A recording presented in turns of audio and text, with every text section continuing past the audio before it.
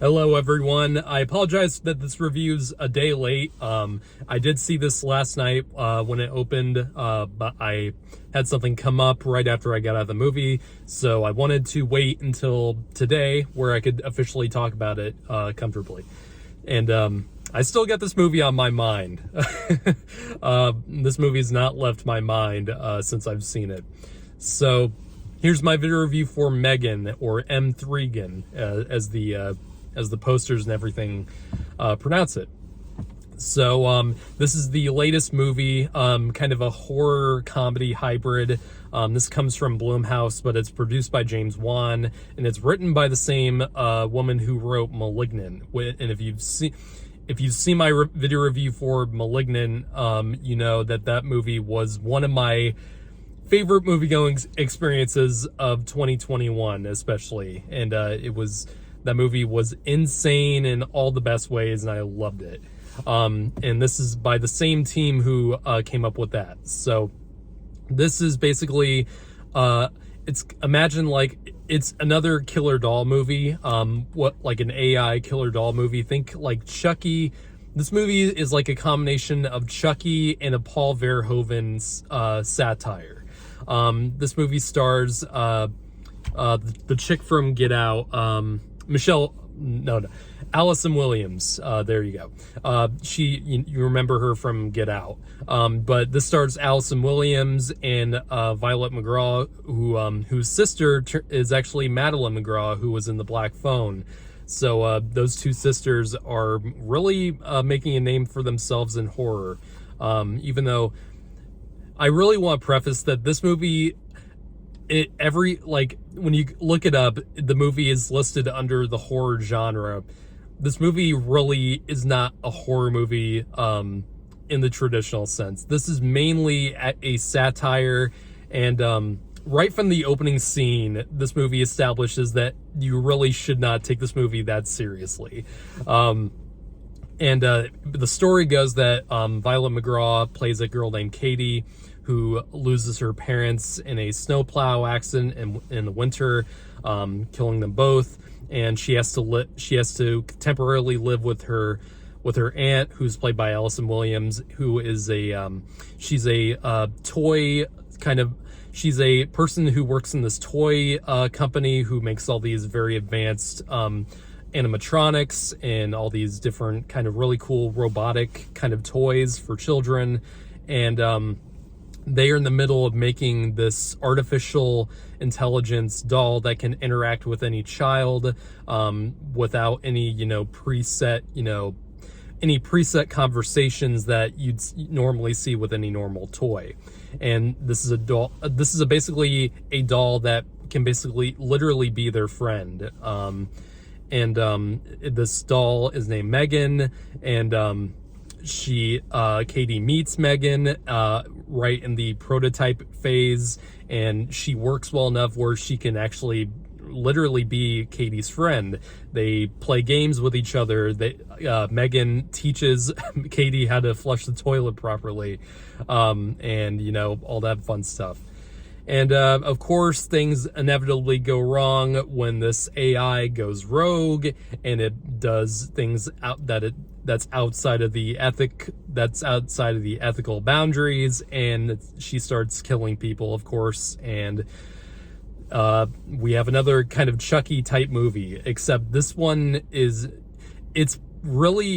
like I said, this movie does not take itself seriously, and goddamn, I had so much fun watching this movie, especially with an audience. This is one of those movies that when you watch it at home, you won't get nearly the same experience as you would if you watched it with a crowd of people. And I watched this with a pretty full audience, and we were dying laughing at several points in this movie.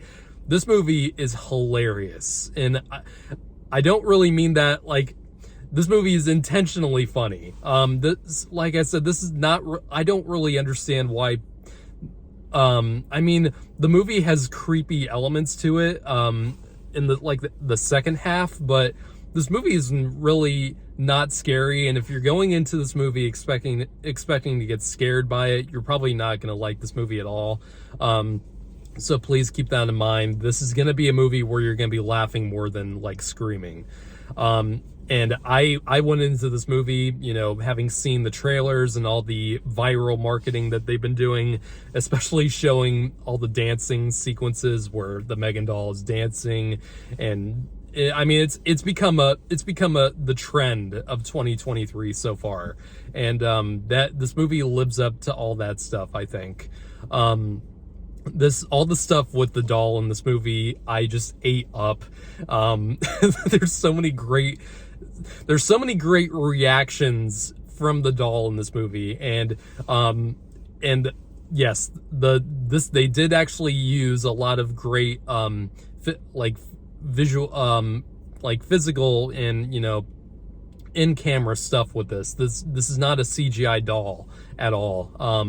And even though they do, you know, in the second half, of course, when things get a little bit crazier, they have to use some visual effects for that. But most of it is practical effects, and it looks great.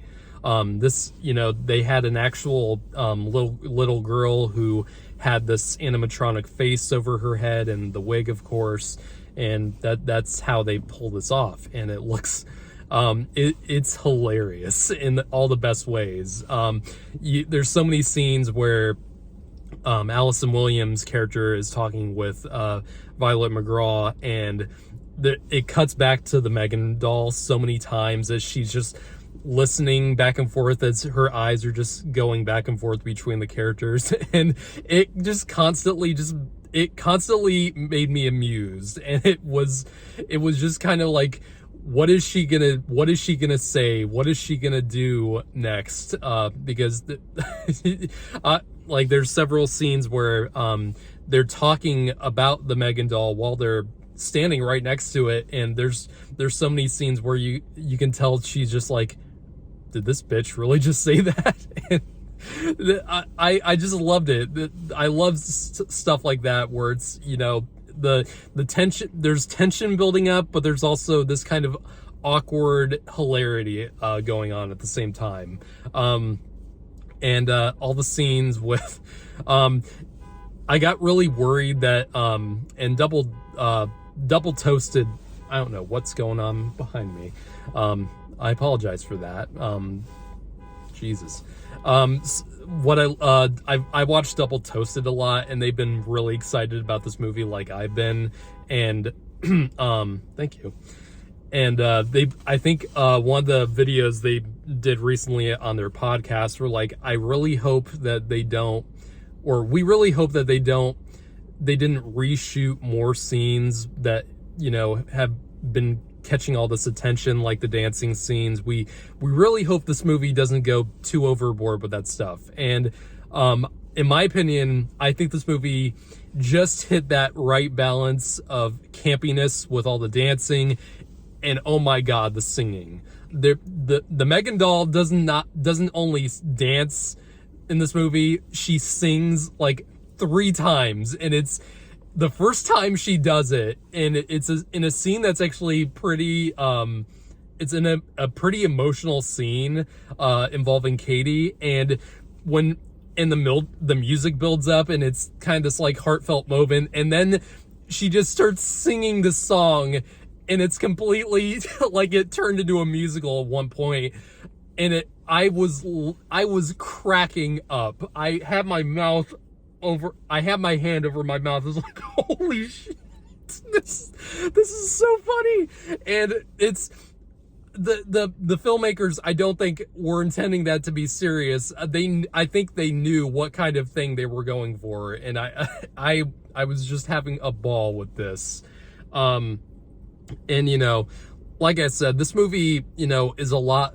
This movie really reminded me of some like 80s Paul Verhoeven movies, like RoboCop and Total Recall, movies that even though they obviously look kind of look silly on the outside, there is this what Paul Verhoeven did back in the day that I think almost everyone loved, was that he really was playing into the satire on American consumerism and, you know, the marketing, like how crazy marketing can be. And this movie does a kind of similar thing, and I just had so much fun with it, and it was just the right amount of campiness for me, like Malignant was, where that movie kind of started out like a serious horror film that got more and more crazy as it went on.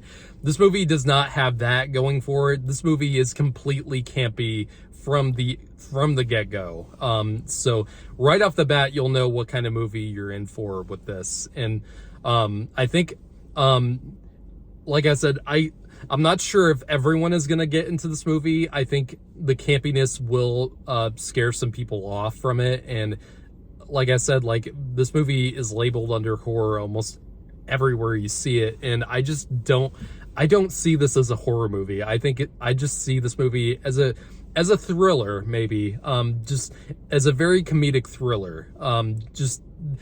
Nothing in this movie really scared me necessarily, and I don't think that was the intention, but I do think people will be turned off by that. Yeah. Overall, this movie was pretty much everything I wanted it to be. It does have a few kind of like cliched moments, and it does, you know, kind of get a little bit ridiculous with some of the supporting cast, and some of the comedy didn't really land for me. And I'm not sure if these specific scenes with the supporting characters, like the CEO of this toy company and his assistant, I wasn't sure if those scenes were really intended to be like gut-bustingly funny, but those scenes kind of came off as kind of awkward for me. And a few moments at the end that did get a little, maybe a little too like real steel, and if you've seen the movie, you know what I'm talking about. Maybe it did go a little bit overboard with some of those moments at the end, but I can't tell you how much fun I had watching this movie in a movie theater.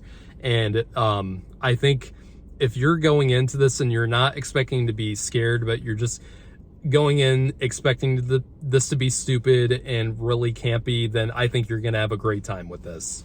So I'm gonna give this movie a 9 out of 10. To get a movie this good, especially in the first week of January, in a month that is notorious for being mostly terrible, that's just like the first weekend of January always has, you know, a terrible horror film.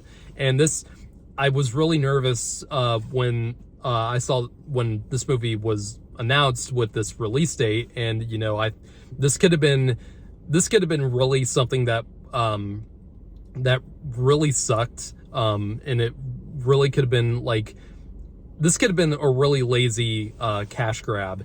And a thing that I do think this movie does have a lot of similarities to the 2019 Child's Play remake or reboot, and I think this movie does what that movie tried, but a lot better. Even though I thought the 2019 Child's Play was actually quite decent, I think that movie tried to be a little bit too serious for its own good, and I think that movie could have succeeded with a tone like M3GAN does, where it is much more of a satire, and it's really not taking itself seriously. And Child's Play had all those gory death scenes. Another thing that might turn some people off from this is that this is PG-13.